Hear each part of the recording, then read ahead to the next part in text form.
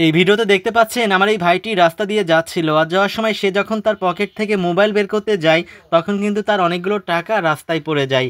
তখন দেখুন এই বৃদ্ধ মহিলা এই ভাইকে ডাক দেয়, ডাক দিয়ে বলে যে এই যে বাবা দাঁড়াও, দেখো তোমার অনেকগুলো টাকা রাস্তায় পড়ে গিয়েছিল। এই কথা বলে দেখুন এই বৃদ্ধ মহিলা সেই টাকাগুলো এই ভাইকে দেয়।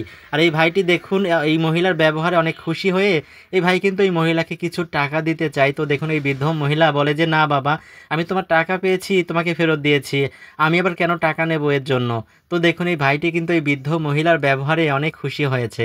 খুশি মনে কিন্তু এই ভাইটি এখান থেকে চলে যাচ্ছিল।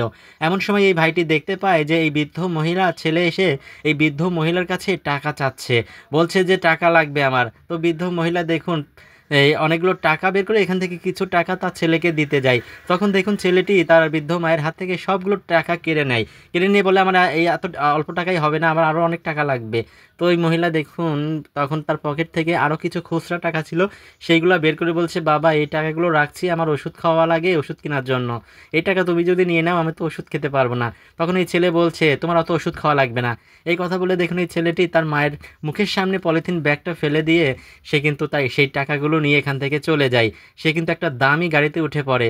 আর এদিকে দেখুন এই বৃদ্ধ মহিলার অনেক ক্ষুধা লেগেছে। দেখুন এই বৃদ্ধ মহিলা পকেট থেকে শুকনো রুটি বের করে খেতে শুরু করে। আর এই ভাইটির কাছে এই দৃশ্যটা দেখে অনেক খারাপ লাগে।